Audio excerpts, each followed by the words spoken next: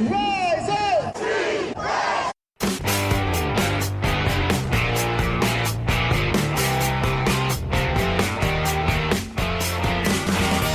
This is the Rise Up See Red podcast, all about the Arizona Cardinals and the NFL, featuring insider and outsider perspectives. Enjoy the best hour of Cardinals talk on the web. Now here are your hosts, Jess Root and Seth Cox.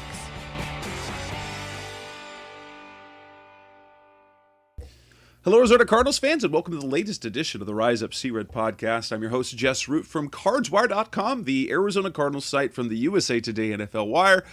Seth Cox is with me, as is almost always the case, my co-host from RevengeOfTheBirds.com, the Arizona Cardinals site from the SB Nation family of sites, and also one of the hosts of the original Draft Breakdown podcast. And we're recording on a Wednesday night instead of a Tuesday night because of some family stuff, and we will... just a reminder, programming note is that next week we will not have a show. Our next show will be in 2 weeks, as we will do our free agency preview. This is episode 347. Seth, how was... So they were Seth and Justin, who joined us for our Senior Bowl recap, recorded their most recent edition of the show just before Seth jumped on here. So his new episode, that new episode will be headed out, Thursday afternoon. Seth, what do you got coming on that next show? We did our first pre-combine mock draft, so we can get some takes out of the way before the combine throws everything into flux again.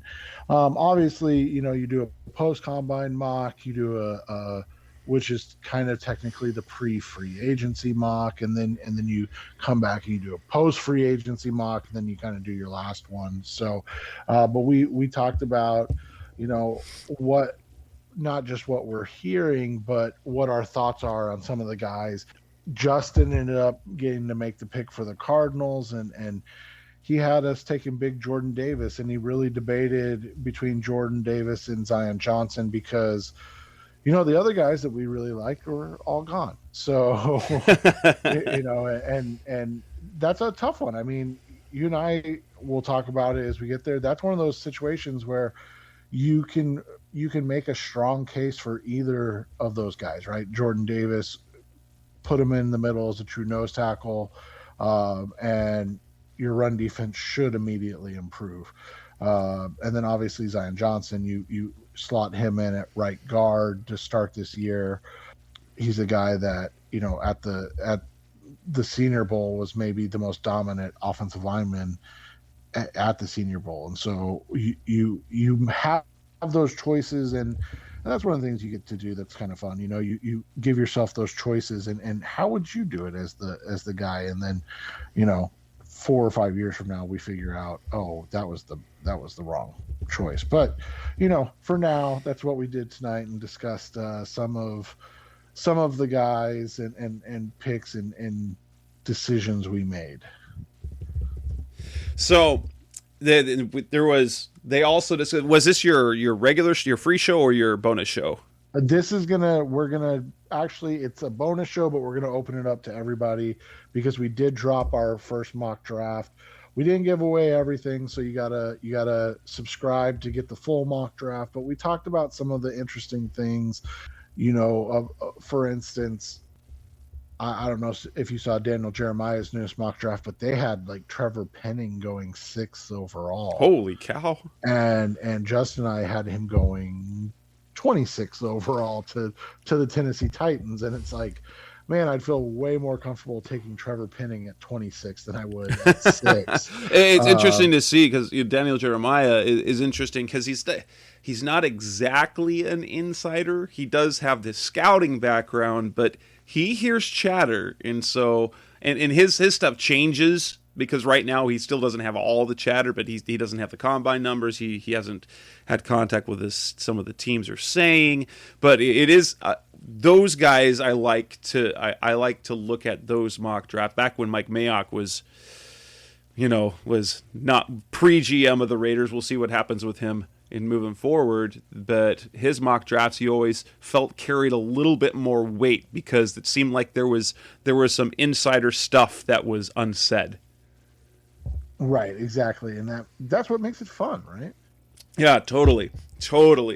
But This edition of the show, this is one of our pre-free agents. This is not our free agent preview, but we're going to focus on what the Cardinals need to do with the players that they've got. So we're gonna look at cost-cutting moves that could work, whether we would do them or not, because the Cardinals are projected to be a little bit over the cap when the new league year begins, so they will need to make some moves. And then we're going to take a look at their own free agents, the players that are set to hit free agency, and discuss whether it's gotta re-sign, like to re-sign, doesn't matter if they that sort of thing. But just not looking at the rest of the market, but just looking at the Cardinals on the roster. So let's go ahead and get started with that, episode 347.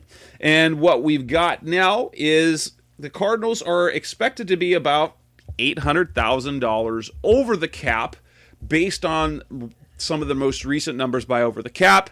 They were a little bit under it, but thanks to some performance boosters for their fourth-year salary, Byron Murphy, Zach Allen, and Jalen Thompson, because of their playing time, have added bumps to their salary, so they get essentially what a restricted free agent tender would earn. That's one of those things where if we're rounds 2 through 7, because the undrafted guys get 3-year contracts and then can be a restricted free agent and get paid more, this is a clause that allows for the contributing draft picks on days 2 and 3 to get that same financial benefit that the undrafted rookies can. And that is actually what put the Cardinals over the cap moving forward.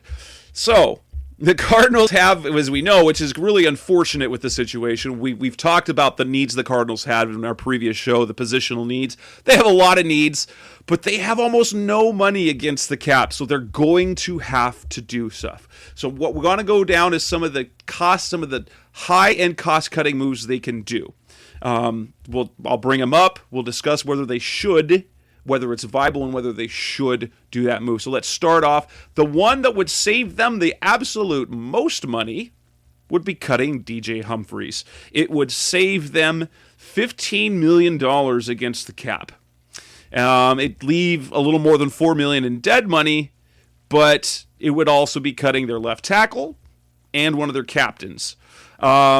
But to get this out of the way, the reason I bring up, it's not a suggestion, okay? It's not a suggested thing. They should do this, but this is a possibility. If we're trying to free up money, this is the one that does the most. So DJ Humphries for $15 million. If you're just going to straight cut him, they have other options. But would you cut him and then go a different route at left tackle to save money? I think this is one of the things where you approach him for an extension first type of thing. And you say, hey, we'll go another. Could you extend him for 4 years and $60 million? Yeah, and that would cut down this year's cap. I mean, you're kicking the can down the line, which is what the Cardinals tend to do, kicking that can down the line for the cap hit. But you found a left tackle that's extension wise, it makes sense because you found a left tackle that you are very happy with. He wasn't great. He was great in 2020. He was good last year and had. Well, and that's why, people might be like $60 million for DJ Humphries. They keep saying like $15 million a year is too much for a good left tackle. No, it's not. No. When the deal that he got, the $15 million per year, if he's playing at a near Pro Bowl level, and he was a Pro Bowler this year. Now, granted, he was an injury replacement. He should have been a Pro Bowl last year. He made the Pro Bowl this year of an injury replacement. Pro Bowl tackles make more than $15 million a year. That they just do. Right, and that's just what it is. You look at, like, you're talking about Pro Bowl, right? Like, you're saying a guy that is good. The market value for Cam Robinson, who I do not believe has ever had a Pro Bowl under his belt, is $17 million a year. So, his projected salary is about 4 years and $68 million. Yeah, that's and Cardinals fan, like at least Cardinals fans, like in air quotes, in terms of what we see on Twitter, they're like, it's just too high a number to keep DJ. Okay, your other option is this. Okay, And maybe they can survive 1 year of it, but it really affects their depth. You could cut DJ Humphries. You've got Kelvin Beachum, who's been a left tackle pretty much his entire career before coming to the Cardinals. He filled in decently at left tackle. You could slide him over to the left side. That allows Josh Jones to be your starter on the right side. You could have an adequate line like that. The issue is when you have no depth. No depth, one, and the internal implications to that, because you have a guy that's coming off a Pro Bowl year who is a team captain, and then you just cut. That doesn't go well in the locker room. So if you're going to do a cost-cutting move, like extending DJ makes sense. Paying him $15 million per year is not too much. He's a fringe Pro Bowl tackle, and that's great. But even more than that, I think what people need to understand is those are the numbers, man. I mean, you're talking about a guy in Cam Robinson who's hurt as much as DJ is, who hasn't played as well in his career as DJ, getting $17 million. You're talking about a guy in Teron Armstead, again, that's 100% better than DJ. So I want everybody to understand, I believe Teron Armstead is better than DJ Humphries. Now, we've gotten that out of the way. He's been just as injured and nicked up over his career, especially the last couple of years. And he is on pace to get $24 million a year. Oh my gosh! Well, and here's the thing: if this is worth anything, by the way, he's never played a full 16 games in his entire career. So, I mean, that's to your point. Like, he will be 31 this year. So you're talking 4 years, $96 million for Teron Armstead. And Jess and I are saying, hey, do you think you could get Humphries for $460? You may not even be able to get him for that. It's true. It's quite possible that the market that he would ask for more for an extension. Though I don't know what it's worth, but if you like a kind of measure of how good a player is, on Pro Football Reference they have the approximate value, which is their attempt to attach a single number to every player's season since 1960. His 2021 season was better than his 2020 season. Now, the metrics will say he was better in 2020 than 2021, but his approximate value in 2019 and 2020 were both an 8, and this past season was a 13. Whatever that means. Maybe it's because he made the Pro Bowl, but whatnot. So, the cost-cutting move, that there's probably, while it cuts the most money, it might do the most damage in terms of what it does to the roster and because if you're cutting DJ Humphries, you have to replace him with a left tackle, and that's not, you're not guaranteed to get and if you think you're going to get a better tackle than DJ Humphries, you're going to be paying for it unless you hit in the draft as a rookie, which we know is probably not going to happen based on what we've seen. Right, and let's be fair too. You're drafting 23, so typically when you draft 23, those guys are a year or two away. So, that's what I look at it. I think, here's what I'll say: you throw the offer out there. You say 3 years. Heck, even if you give them a raise and you say 3 years, and say $60 million, and you're like $20 million a year for DJ Humphrey. I mean, we just went over it. Cam Robinson's getting 17. And Teron Armstead's getting 24. So 19 to 20 is right in the middle of that, right? Like, that's right in the middle of where DJ deserves to be. That's the market. Whether or not you agree with it or not, I'm sorry to tell you, it doesn't matter. But that's the market. So yeah, you start there.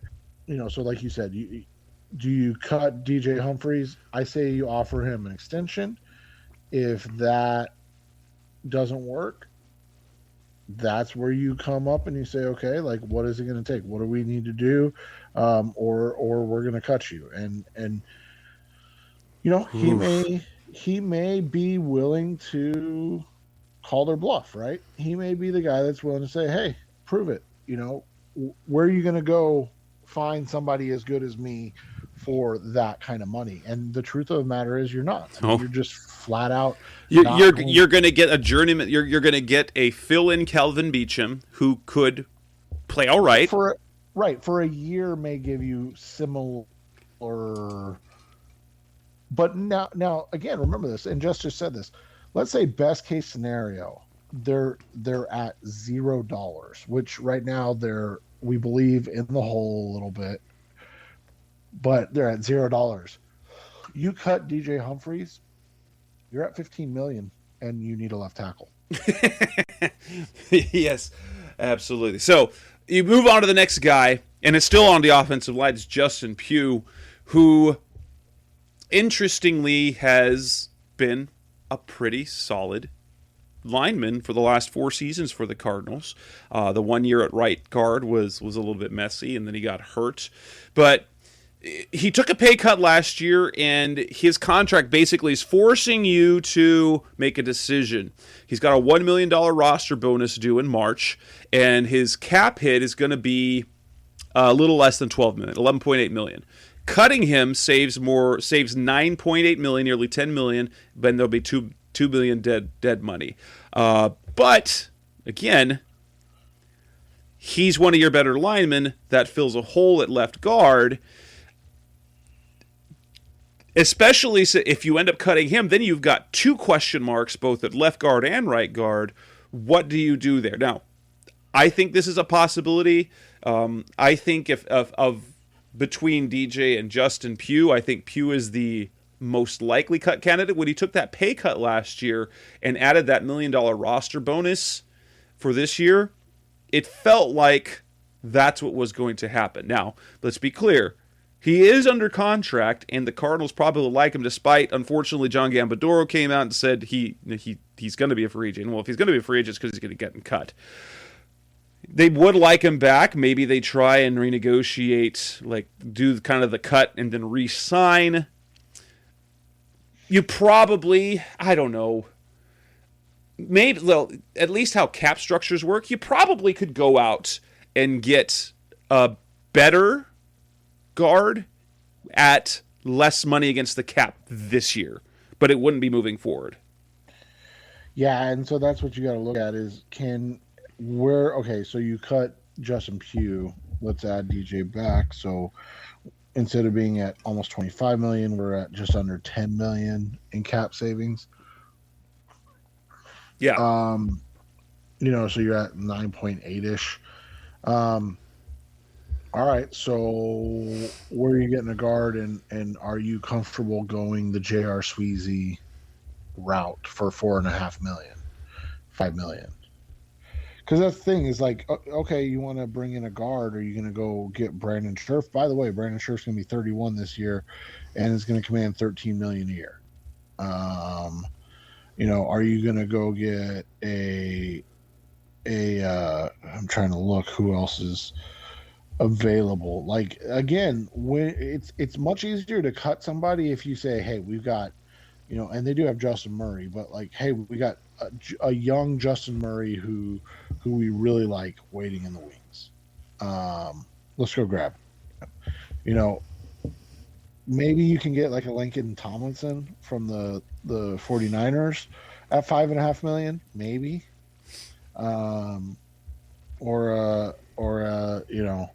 You go get a. Jeez, all these names are so bad, dude. Tomlinson was an intriguing one, but is he significantly better than Pugh? And is it going to be for less money? How many years? Yeah. Well, and you look at it like Austin Corbett was the starting guard for the Rams, right? Yeah. He's projected 4 years, 36 million. Okay, so you save 9.8 to spend 9. James Daniel is the young stud from Chicago. Okay, so he's projected at 7.5. So you save 9.8 to spend 7.5. Now, are you upgrading that position? That's what you have to ask yourself. Like, is James Daniels, outside of age, that big of an upgrade at the position? And so if your answer is yes, then yeah, cut him and go put, go get James Daniels for 8 million a year. And obviously they'll probably end up kicking that can down the road where, they're not paying him that 8 million for a couple of years, right? Yeah. So like, whatever happens if they sign a big contract to a guard, that first year the cap hit's going to be minimal-ish because that's probably, just how the script. Probably between 2.5 and 4 million tops. Yeah. Go ahead.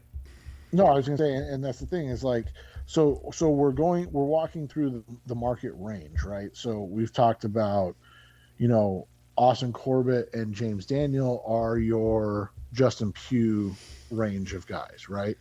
Like they're the guys that you're going to get the similar ability and production from them as you did Pugh.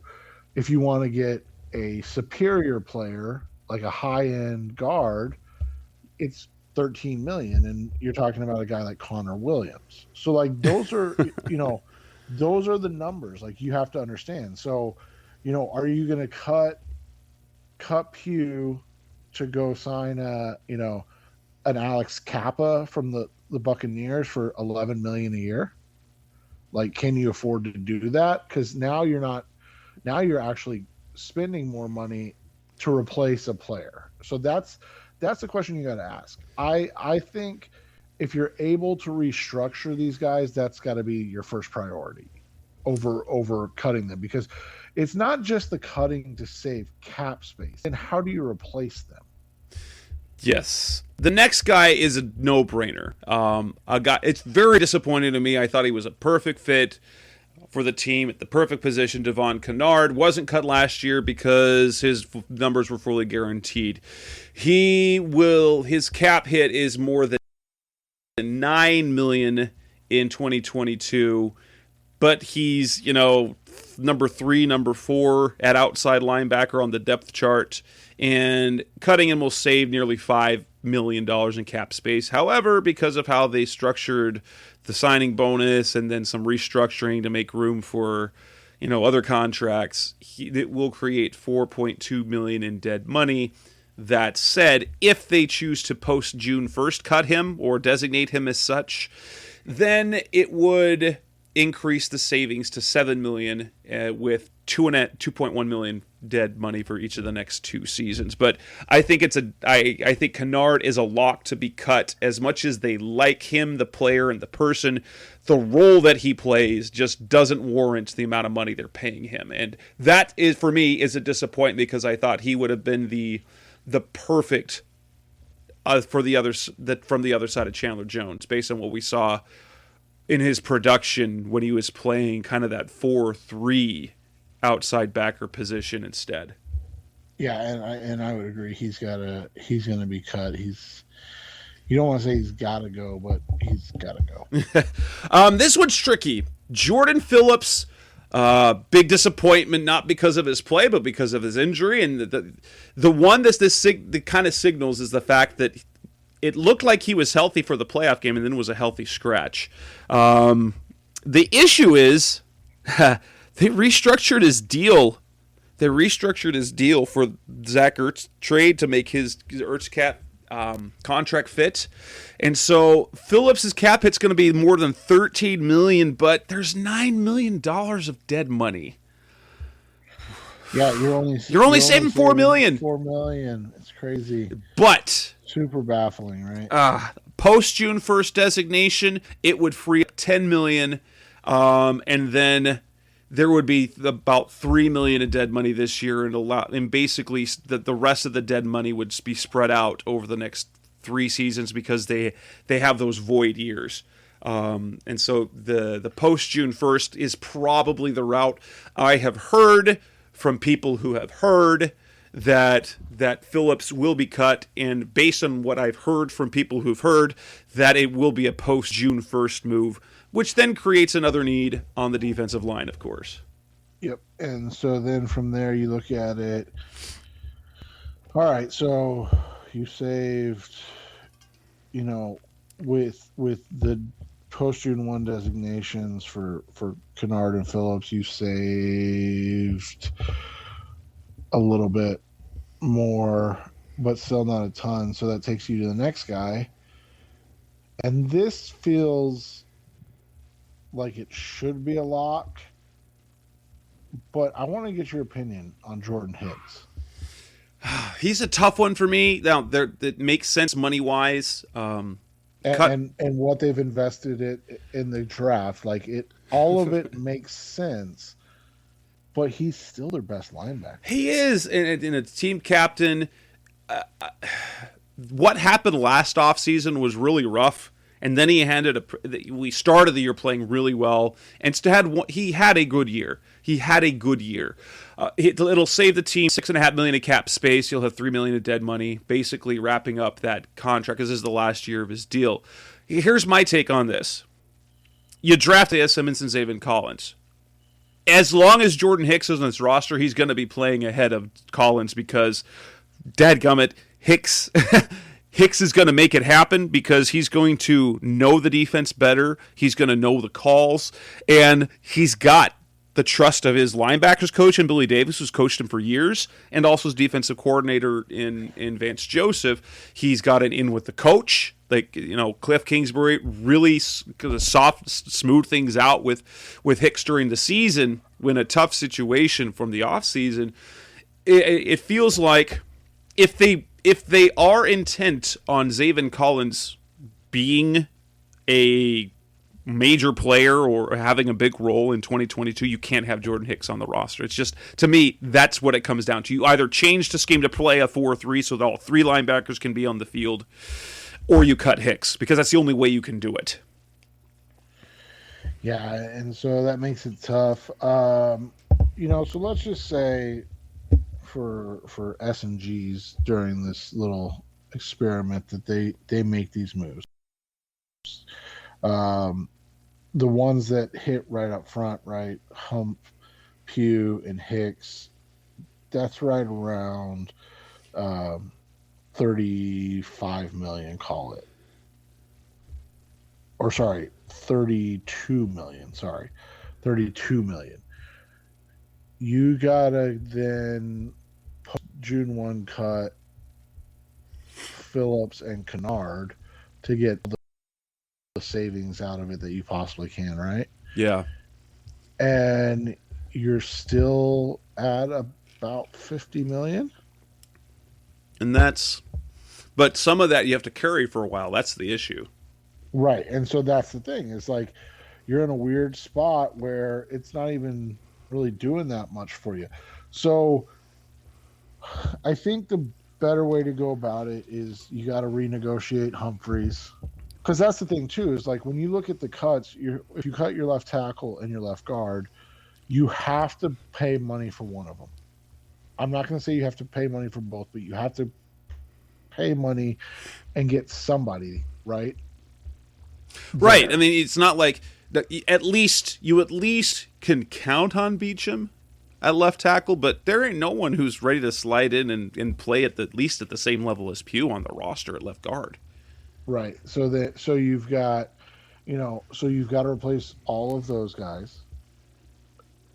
You've got to, like you said, you've got to replace your best defensive, or not your best, but your biggest defensive lineman, and you've got to hope that those rookies or young linebackers start to make plays, right? Yeah. So all of that comes from a lot of different. You have to replace those positions, and that's easier said than done. So if you're able to renegotiate Humphreys and cut his number down this year to $5 million, so it's it's about a $10 million or less cap hit, or sorry, you're a 10 million or more cap saving, 10 to 15 million cap savings. If you're able to do similar with Justin Pugh, and Pugh's going to be a little more difficult because it's going to be that situation where you're just asking him to take a pay cut, right? Like you're going to be like, hey, Which would be the second year in a row he's done it. Right. And then but that's the thing. Then you release Kennard, Phillips, and Hicks, and the only money savings you're really getting is that 6.5 from Hicks, and so you still need to create a bunch of cap space. So yeah, I mean, because you go through the list, like you're obviously not going to cut DeAndre Hopkins. No, and honestly, you can't because of the dead money. Like Right. it all of it's guaranteed. JJ Watt, I mean, it actually takes money away from you. Yeah. Buddha, you could restructure Buddha because their salaries jump up. So Buddha's salary goes up to $11 million. There's a couple of smaller moves. Justin Murray, you cut him, you save $2.2 million. Andy Isabella is going to get cut at some point. Interesting one. What about this guy, Matt Prater? You can save $3.5 million, but then you got to get a good kicker. Well, and you brought up Prater. That's a great one, by the way. What about Rodney Hudson? You go and make a third round trade for him. His cap hit is $12.5 million. But here's the crazy thing: you cut him, you only save $4.5 million. Yeah, so you might be able to restructure him, push some money down the line. But so that's the thing is like Rodney, you can't really cut him because at that point you're having to guarantee that you get an as good of a player, and you're going to have to pay $4 million or less. And so basically you're just cutting him to not have him on the roster. And by the way, Jess brought this up. This is a phenomenal point. He was a captain as well, wasn't he? If he wasn't a captain, he was the most important offensive lineman on the team. But so I mean, can you imagine if they cut Hicks? Hicks, Hudson, Humphreys. That's really bad juju in the locker room because it's different when you don't re-sign a guy. Okay, that's business. When you just don't re-sign a guy like Patrick Peters, when you don't re-sign a guy like Chandler Jones, we're going to talk about, when you don't re-sign Calais Campbell, they're free agents. That's not taking your captain and cutting him when there's no one to replace. Like Hicks, maybe Hicks is the one move that makes sense because you supposedly have his replacement. If you're cutting Humphreys, if you're cutting Pugh, if you're cutting Hudson, you don't have a replacement for him. And that doesn't go well in the locker room. That just doesn't. That's bad juju, and that would be tough for Cliff to have to deal with because we know that Cliff doesn't actually make cuts. That's Steve Keim. Right, exactly. So it's it is a super interesting way to look at it. Man, it's tough, man. Like they've put themselves. I mean, I tweeted it the other day. You look at this Cardinals roster and the fact that they're broke and then they have so many needs. It is. They really needed to do better this year. Yeah, they really needed to finish better. That's kind of what almost what they were banking on, which was weird to do to kind of throw it all in 2021 and not leave any wiggle room for 2022. But the cap is a myth. We know this. You can like it's just that. How the salary cap works essentially is this. You can finagle the contract all you want. You're going to have to pay for it one day. So that signing bonus, you're going to pay, you're going to have that hit against the cap no matter what happens. It's when you kick that can down the line far enough.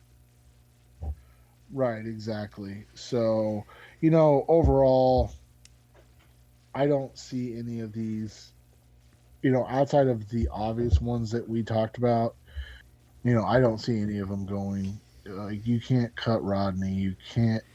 I think Prater's the most interesting. That's a tough one, because when everything's right, there's no one better. But it was so odd how bad he was if you changed up anybody in his battery. Right, and with what's going on with Andy Lee, because Lee is a free agent as well. He right? is. Well, we will get to that. We will get to that in this. And so like, and we don't know. But like, what if he doesn't want to come play anymore? What if he's just ready? Because he's almost 40, isn't Yeah, he? yeah. I think he's 30. I think he's 38. But I mean, yeah, it depends on what he wants to do. I mean, who wouldn't want to punt for another year? I don't know. But anyway, so coming up next on the Rise of Sea Red podcast, the best hour of Cardinals talk on the web. We're going to go through different position groups, the Cardinals, the free agents on their roster. We're going to talk about whether they should bring him back or not. That's coming up next on Rise Up Sea Red. We're back on the Rise Up Sea Red podcast, the best hour of Cardinals talk on the web. We are now here to talk about the free agents at each position group. We'll look at, before we take our next break, we'll go quarterback, running back, wide receiver. Some important ones. The offensive side of the ball is kind of a mess because they have 6 key skill players plus their backup quarterback who are all set to be free agents. So the first one that we come up on is the quarterback that is a free agent is Colt McCoy. He is a guy that you resign.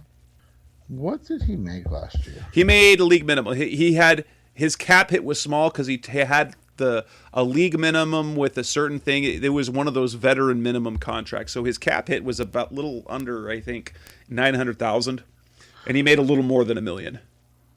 Would you? I know this is going to be crazy, but would you do like a 3-year deal for him? I mean, I think so. The problem is 35 years old. Right, and so basically that'll take him to retirement. So you're looking at I'd do 2 years. 2 years. I bet 2 years into the trick. 2 years, like $6 million. Or even I bet with any amount 2 years, 4 might do the job. Yeah, I mean, I think so. And I would. I mean, he's proven that he does everything that you need and want in a backup. I think it's completely... I don't think you're going to find a better backup. I think that's the thing.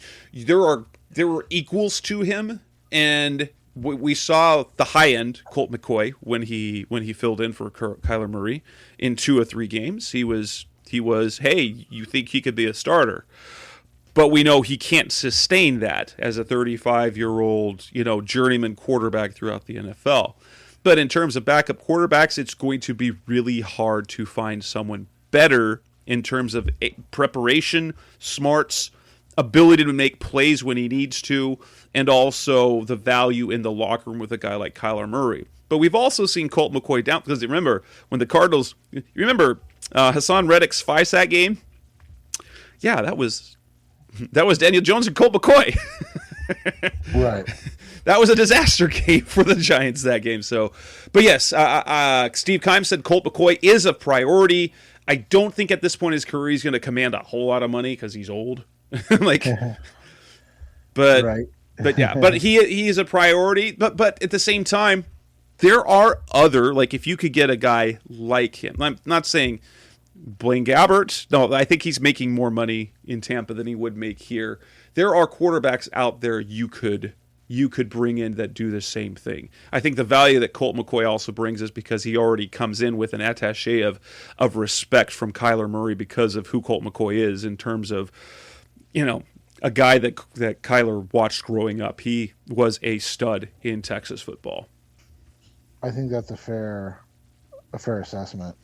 We move on to the running backs, and we look at, so Jonathan Ward is an exclusive rights free agent. He's going to be back as long as the Cardinals want him back.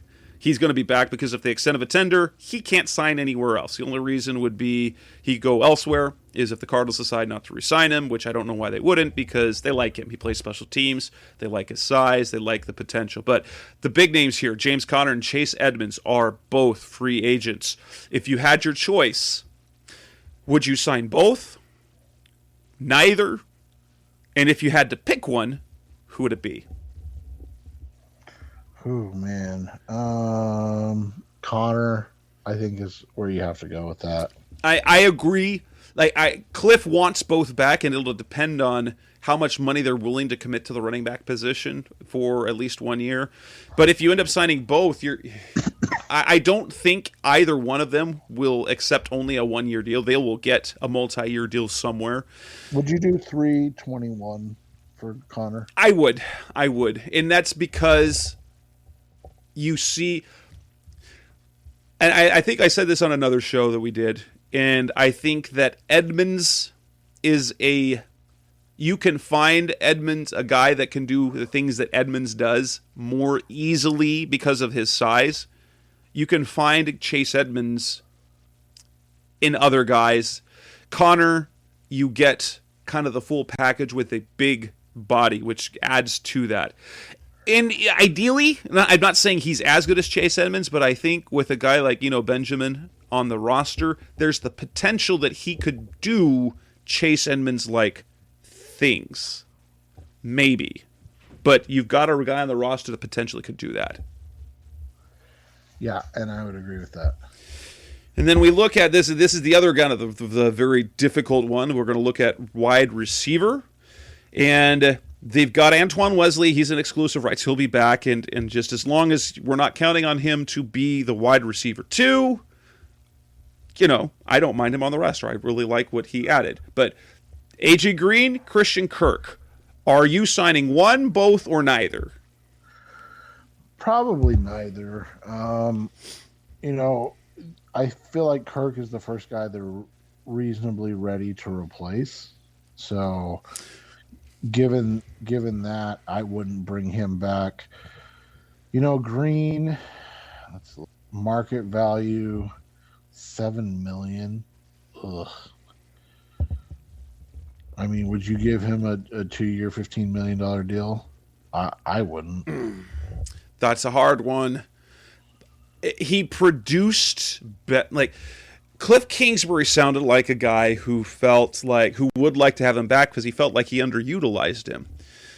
But we also saw some aloofness from AJ that I think might have been he might have been one of those guys that Kyler didn't love in terms of intensity. The 50-plus catches for over 800 yards, that's about as good as we could have really honestly anticipated from him. And he was inconsistent at that, so it could have been way better. So, and then Kirk at $12 million a year, would you do a 448, 560? Ooh, I just feel like you finally are prepared to move on. That's true. There's a scenario here, so I could see this happening. It changes kind of the dynamic, but from the talk that with Rondell Moore, there is some talk of using him outside more. Now, granted, we see that how he was used, and we knew, honestly, this was going to be that. He wasn't getting a ton of play time, and because of the role in the offense, he was only going to get gadget stuff. But they really like what they think he can do. What if they put more at the Z? And obviously he doesn't give you the, he's primarily the Z. And then you re-sign Kirk to play on the slot where you're going to get productive play. And honestly, if he's playing exclusively in the slot with DeAndre Hopkins, I think he'll have a fantastic year. And people just need... Kirk's going to have a long and productive career. It won't be the career that I think we all wanted to see him become, like the Fitzgerald replacement, which was unfair. But I could see a scenario where they kind of anticipate more being that number, the Z, Chris should play in the slot, and then your wide receiver 4 is Wesley, who then could play the Z in 4 wide sets where you put Rondell and Christian Kirk inside both. That said, I think it's probably more likely that they don't sign either. I think Kirk will simply price himself out, and Green, they would rather get someone more consistent, maybe? Yeah, and probably younger, too. Yeah. You probably don't want a 34-year-old and a 30-year-old as your top 2 receiving options. Right. So, yeah, I want to get a replacement for Green. We think you might have a replacement for Kirk, but I'm intrigued by the Moore as an outside receiver, especially what you see from a guy like Tyreek Hill. I know it's really unfair to say have him be Tyreek Hill, but I think Moore has that potential. Yeah. He has that ability. It doesn't mean he's going to ever reach it, but he has that ability. Coming up next on the Rise of C-Red podcast, the best hour of Cardinals talk on the web, we'll move to the next group of players. We're going to talk about the tight ends and the offensive lineman. That's coming next on Rise Up Sea Red. We're back on the Rise Up Sea Red podcast, the best of our Cardinals talk on the web. The tight end position, they have almost nobody. They've got three guys signed to futures deals. Bernhard Seikovits, their German player, their Austrian player, David Wells, a practice squad dude, and then Dion Yelder. Darrell Daniels, Zach Ertz, Demetrius Harris, Max Williams, all unrestricted free agents. What do you do with those four players? Do you bring any of them back? And if you had to choose between them, who are they? Yeah, I think you bring back at least one of them, and then you look to add a guy in either the draft or free agency for the other. We talked about it a little bit, but like if you bring back Ertz, you're probably looking at 2 years, $15 million, and if you bring back Max Williams, you're looking at 2 years, $10 million. And so you might say, well, you bring back Max Williams, and you and I are big fans of Max. So the problem. He's had one healthy year. That's the one thing you worry about with him. He's had one healthy year. Yeah, so if you come in with Max Williams and then you bring back Daniels on a cheap contract, and then you draft say you go get the best tight end, Trey McBride, right? So and so now all of a sudden you're like, okay, well, we got Max, he's our blocking tight end, we've got kind of our two-way guy in Daniels, and then we got McBride to replace Ertz. So we're good. And then Williams gets hurt. You're like, okay, now we don't have any blocking. And so that's the point. And you can say that about every player, and that's true. But like Ertz is a guy that's rarely been nicked up in his career, right? And so if you're talking about $3 to $5 million difference, and for a guy that is, we know what Ertz is. He's a phenomenal receiving tight end. He and Kyler had an immediate rapport with one another, and I feel like he'd be a nice continuation and fit. And then you go get a guy like a Jeremy Ruckert in the 4th round. I know they don't have a 4th round pick. I'm just throwing stuff out there, but you go get a Jeremy Ruckert in the 3rd round or the 4th round, a guy that's a good blocking tight end that could be a really solid two-way tight end, and you go from there. If the money is, you're talking $4 million over 2 years, so $2 million a year, I'd prefer Ertz over Williams just because of the health situation. But I don't think I can go above $8 million for Ertz. Yeah, it's interesting because of where Max is in his career, because he's going to be 28 years old, which means he still has, that's kind of prime, and he was playing the best football of his career last season. 100%. And I didn't realize that, because I figured that, I was like, oh, he's probably at the point, I thought he was older, just off the top of my head. I hadn't looked it up. And I thought maybe he was at the point of his career where, coming off that injury, he would take that lesser deal, because if you brought back Ertz and Williams, you are really good in that tight end room, because it doesn't matter who your 3rd and 4th tight ends are. Honestly, it doesn't. If they're your 3rd and 4th tight ends, they're your 3rd and 4th tight ends. Right. And maybe he is willing to do that. Maybe he's willing to come in and, Ertz is going to say, hey, I'll take 7. And Williams say, hey, I'll take 4 instead of, 8 and 6. Okay. So, if you can do 2 for 14 and 2 for 8, like, that's a big deal. But to your point, like a guy like Max, who's having a career year, who's 28's and you know what he may do? I mean, honestly, one of the things that Max might do, 1 year, $5 million deal, to try to then go at 29 to be his, to get a 4-year, $36 million deal type of thing, right? Like, because he might only end up getting, a 3-year, $15 million offer. And maybe he says, hey, I'm going to stay healthy. Because remember, it's not like, as much as we just talked about his injuries, it's not like this injury was non-contact. Like this was just a freak, hit type of thing. Yeah. And so, maybe he's willing to come in at 3.5 with incentives up to 5. And he's like, yeah, 100%. I'm there. I'll do it. But that would be fantastic. But if I had a priority, it's Ertz because of what he means to Kyler, and I think with a full season, I think that really does a lot to the passing game.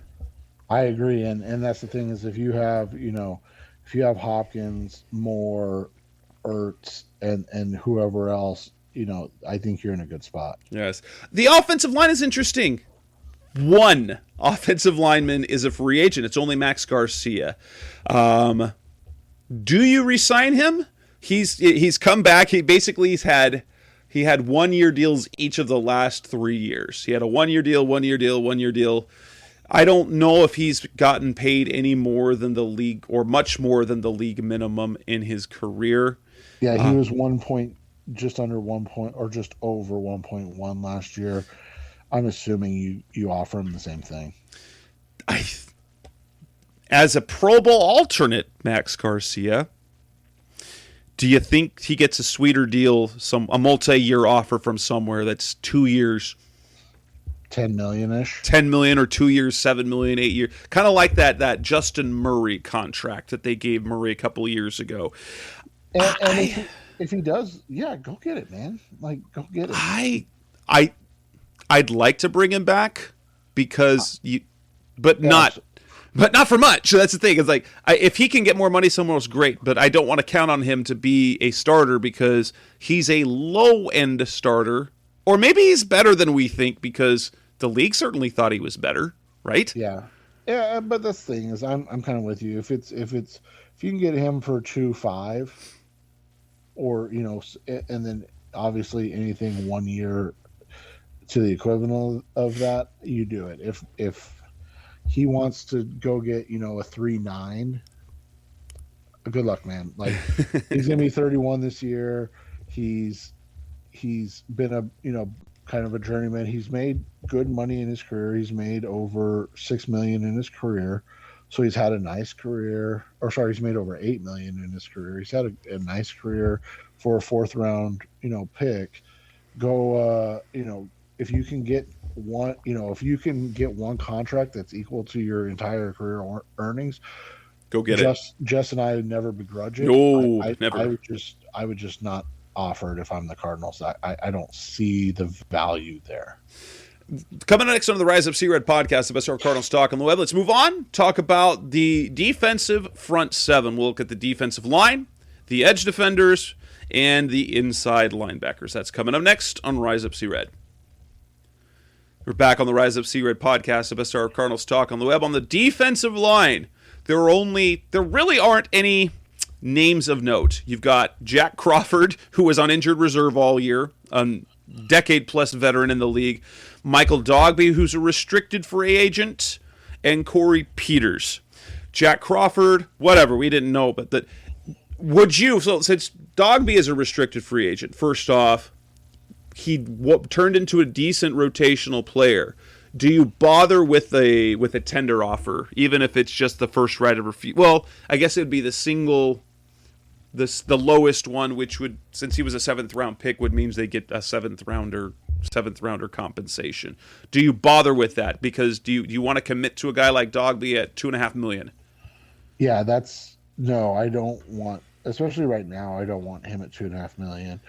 I think he's talented, and if he tests the market and doesn't get that $2.5 million, you welcome him back with open arms. I'm just not offering him $2.5 million. Though you might, so we've seen from a couple of the times before, if you give him 2 years, 3.5, like you give him a Tanner Vallejo type contract. Yeah, absolutely. If you can get him for under, if you can get him for under $2 million a year, he's proven to be a incredible, valued backup guy. Jack Crawford, I don't care about. Corey Peters, he's a late, camp ad if he wants to play again type guy, where you just bring him in for that 1.1 million. Absolutely. And then we go to the outside linebackers, the edge. Kylie Fitz, concussion into the season. He's a restricted free agent. I definitely don't tag him. And sure, if you want to sign him to a minimum deal, which is probably all that he's going to get, if I'm okay with him coming back battling for a spot. But then you've got the big one, Chandler Jones, and you've also got Dennis Gardeck, both unrestricted free agents. Chandler Jones is the big one because do you re-sign him? Do you franchise him? Do you let him walk? So I've read his market value is between 14 and 16 and a half. So if you could get him for 2 for 30, would you do it? I think so. Especially, again, another team captain. I think he was, and I know this, like it's not a I know, but I know from people who know.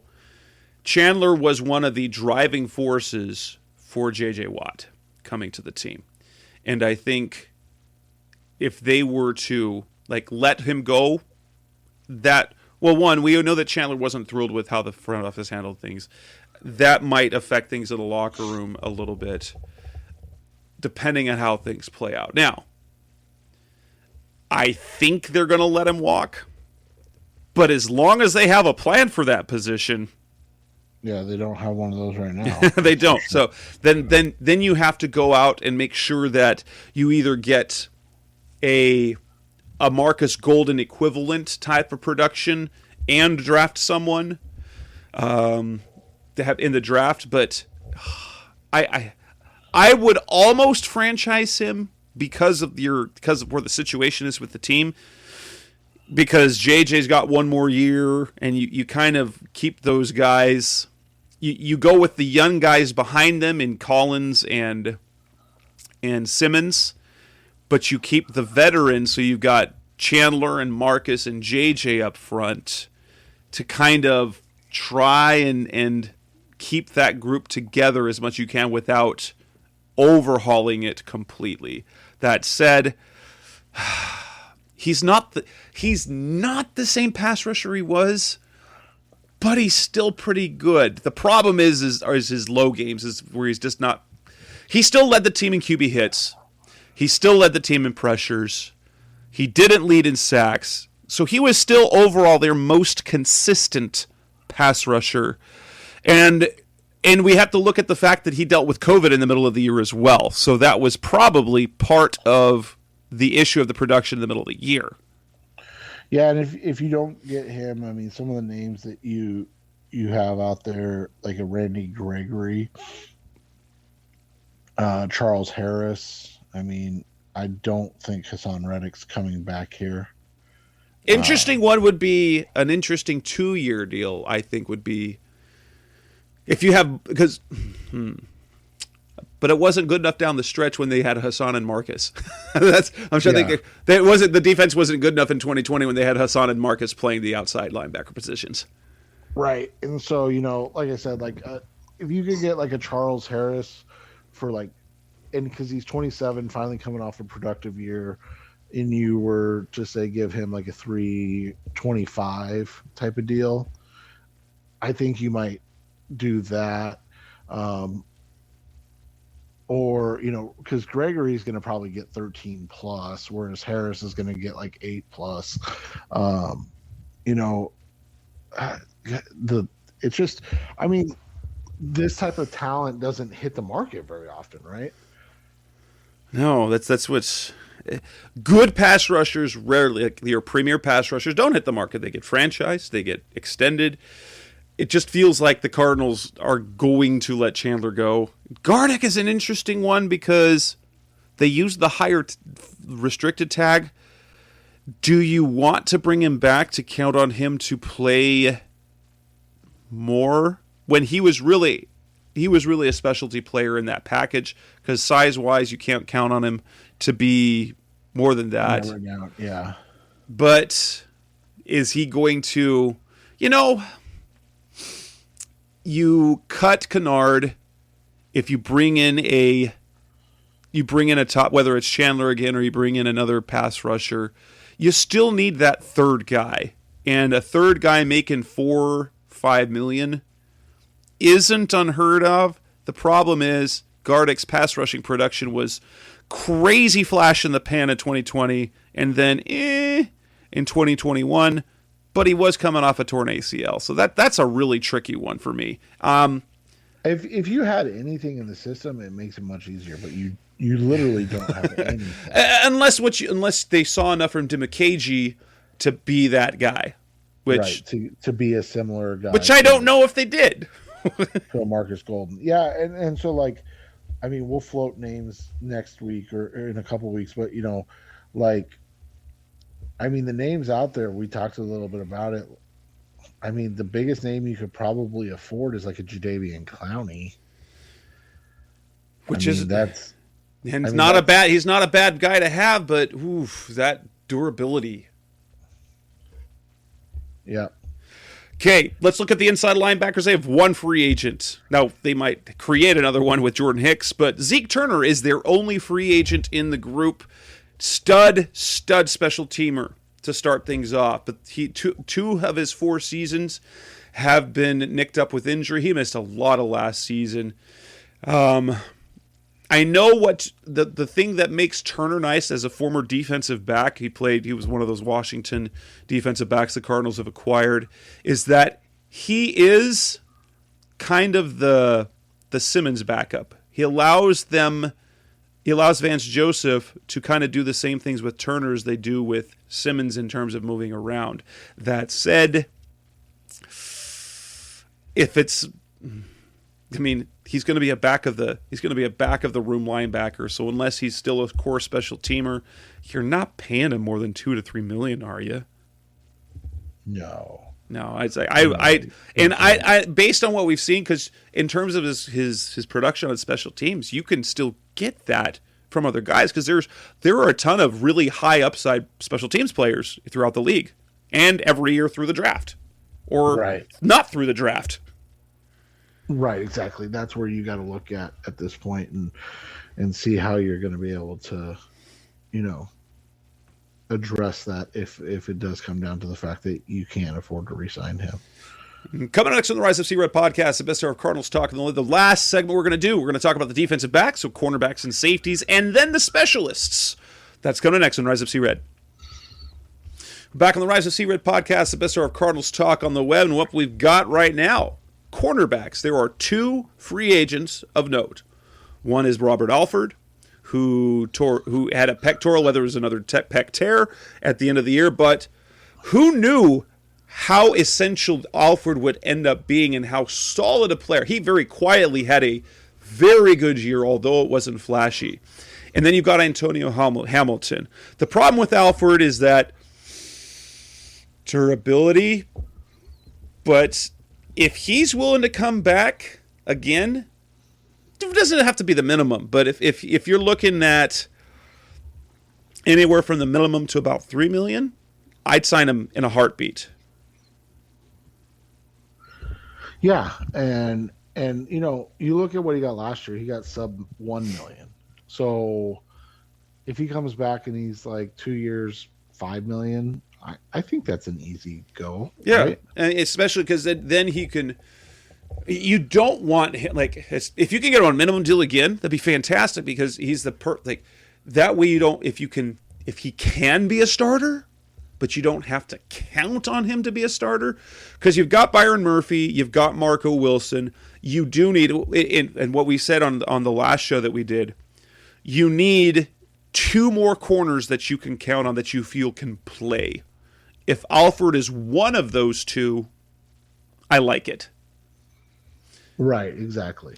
Antonio Hamilton is also an unrestricted free agent. Good special teamer, scrappy defender who showed some versatility. Do you think he's going to have? Do you think he's going to have much interest, or is he going to be a minimum type player who'd resign?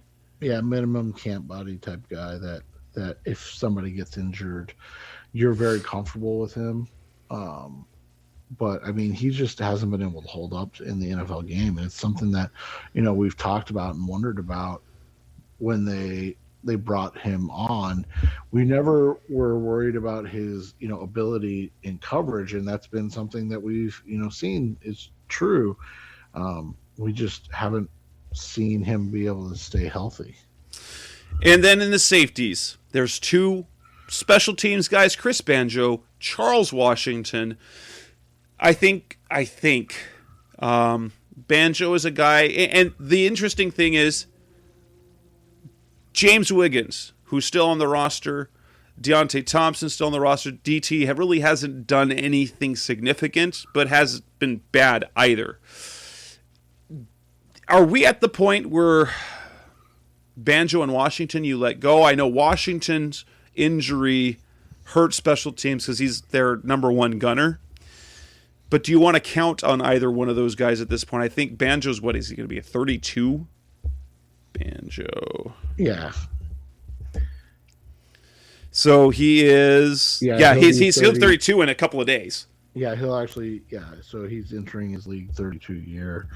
Yeah, I mean, I feel like Washington's more the priority here just because of the age difference. I mean, we're talking 3 full years. This is why you drafted James Wiggins, right? Yeah, I think, if you can get those guys back on veteran minimum deals, yes. Right. But more than that, do those on vet mins, but more than that, I don't think so. And at some point, you do have to start being like, okay, James, you got to take over for one of these guys. Yeah. Too bad he had the knee injury because he did. We both liked Wiggins coming out of school. The athleticism, the potential to be more than just a stud special teamer, but the potential where he could play. It's going to be interesting at the position because Jalen Thompson is going to be a free agent after this next year. We'll see what happens there. But the specialists, 2 of the 3 specialists, so their long snapper and their punter are both unrestricted free agents, while Matt Prater is under contract for another year. When either Brewer or Lee were missing, he was when they were both on the field, he was one of the best kickers in the NFL. Aaron Brewer for me is bring him back. It's just, you still, unless you have an eye on someone you worked with before, Aaron Brewer's fine. Bring him back. Andy leads the question though. Personally, with the situation that the Cardinals are in, with Matt Prater, I bring both those guys back, and just you're talking about just over $2.5 million for both of them on 1-year deals. Yeah, I bring them both back. Just bring the gang back because you kind of need to go all in for this year before Kyler Murray's contract bumps. And so, yeah, as long as if you're committed to Prater as the kicker, you got to bring back the battery so that it's not wonky. Correct. And, you look at it, Brewer, has been about 1.1, 1.2 every year since the Cardinals signed him in 2016. I think that's what you have to do. And other than that kind of takes it. I don't know about the money, but that's kind of... I don't know where they're going to get it from. But they'll make it work somehow. Right, they'll always come up with it. That's what we do know. Yeah, and with that, we will wrap up this edition of the Rise Up Sea Red podcast, the best of Cardinals talk on the web. We will not have a show next week, episode 348, our free agency preview, where we will talk about actual free agents around the league, who might fit, predictions, hopes, wishes, that sort. We will be back in 2 weeks for that. So no show next week. Got 2 weeks from now where we will have our free agent preview. That's Seth Cox. I'm Jess Root. This is the Rise Up Sea Red podcast. Thanks as always for listening. We'll be back again in 2 weeks. Thanks for listening to the latest edition of the Rise Up Sea Red podcast. Listen to previous episodes and subscribe to the show on Apple Podcasts, Stitcher Radio, Audioboom, or many other podcast platforms so shows are delivered directly to your mobile device. Please give the show a 5-star rating and always support the sponsors who support the show. We'll be back soon for the best hour of Cardinals talk on the web. Rise up Red Sea, be Red Sea Red, and of course, Rise Up Sea Red.